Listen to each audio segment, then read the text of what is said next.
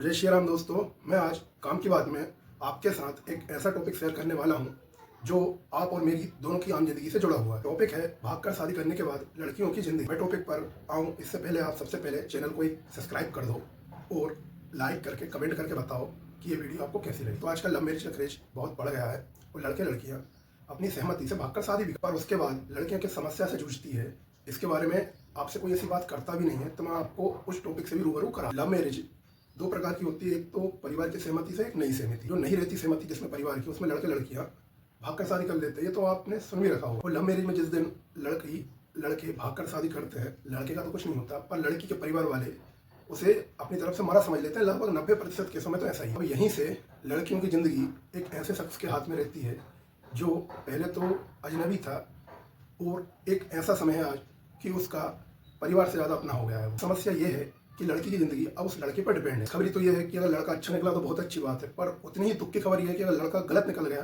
तो ये समझ लो लड़की की जिंदगी बर्बाद। मैं ऐसा इसलिए कह रहा हूँ क्योंकि जब लड़की घर से भागती है तो आपको पता है कि परिवार वाले तो एक्सेप्ट करते ही नहीं है, और अगर लड़का खराब निकल जाए ना तो ये समझ लो कि लड़के के घर वाले भी एक्सेप्ट कर ले तो बहुत बड़ी बात। और इस टाइम पे लड़की की हालत ना तो घर की रहती है ना घाट की। लड़की और लड़के ने प्यार में पेट भरने की कसमें खाई थी, पर जब वास्तविकता वो देखते हैं तो उन्हें पता चलता है कि पेट प्यार से नहीं रोटी से भरा जाए। विश्वास टूट सकता है पर भूख कभी ना लगे ऐसा नहीं होगा। और ऐसा जब लड़की के साथ होता है तो उसके साथ कुछ परिस्थितियां रहती है, जैसे पेट में भूख, आंखों में आंसू, माथे पर अफसोस की लकीरें, और जिंदगी के सामने एक बहुत बड़ा संघर्ष होता है जिसे उसे अकेले लड़ते समय उनके पास कहने को तो पूरी किताब है पर सुनाने को एक पेज नहीं रहता है, क्योंकि सुनने वाला कोई है ही नहीं। अब ऐसी हालत लड़की की क्यों होती है आप भी सोच रहे होंगे, क्योंकि भागकर शादी तो दोनों ने की थी, लड़के ने भी लड़की ने। लड़के का ऐसा है कि समाज पितृसत्तात्मक ही आपको एक्सेप्ट करना पड़ेगा।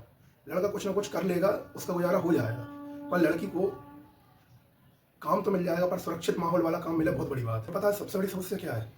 लड़कियां जिन लड़कों से शादी करती हैं उनमें 70% बेरोजगार है, और ज्यादातर लड़कों का फैमिली बैकग्राउंड भी अच्छा नहीं होता है जिसमें उस लड़की को कोई फैमिली से भी सपोर्ट मिल सकता है। सबसे बुरी बात यह है कि भागकर शादी करने वाले में अधिकतर लड़के लड़कियां या तो नाबालिग होते हैं या 20, 21 या 22 साल की उम्र वाले होते हैं। इसके बाद रेयर केस में कुछ बड़ी उम्र के होंगे, बाकी इससे छोटे ही उम्र के आपको देखने मिलेंगे। और इस एज पे ये भागकर शादी करते हैं।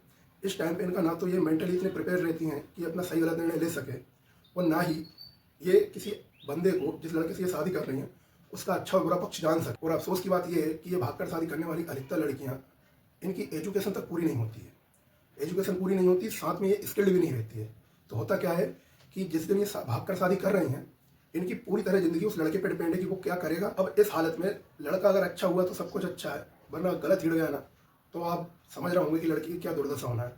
क्योंकि आपको भी पता है ना तो फैमिली उसको सपोर्ट करेगी, ना उसको समाज एक्सेप्ट करेगा, और उसके बाद उस महिला के जीवन में इतना संघर्ष शुरू होता है, वो सम्मान तो भूल ही जाए, वो पेट के लिए हर एक दिन समाज के सामने मरती। क्योंकि महिलाओं की एजुकेशन उतनी अच्छी नहीं होती कि वो कहीं अच्छी जगह जॉब कर पाए, और खुद का खर्च चलाने के लिए और अपने बच्चों का खर्च चलाने के लिए अधिकांश महिलाएं वेश्यावृत्ति में इसी कारण से आती है।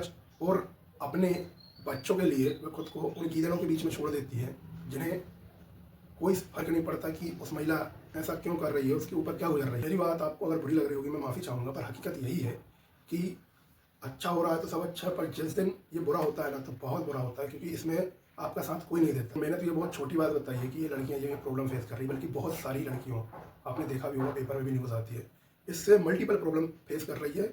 क्यों? क्योंकि उनका एक गलत डिसीजन उनकी ज़िंदगी बर्बाद कर। आपका कहना होगा कि घर वाले नहीं मानते तो क्या करें, सही बात है। मैं तो बस इतना कहना चाहूँगा कि आप जिस लड़के में भी अपना फ्यूचर देख रही हो, सबसे पहले तो ये कि बहुत अच्छा इंसान होना चाहिए। दूसरी क्वालिटी ये कि वह बेरोजगार नहीं होना चाहिए, अच्छा काम कर रहा हो जिसमें तुम दोनों के खर्चे आराम से निकल सको। और उसके बाद थर्ड ही नहीं, ये सबसे मेन बात है कि आपकी एजुकेशन पूरी होना चाहिए। एजुकेशन नहीं है तो आप एक स्किल्ड वुमेन होना चाहिए।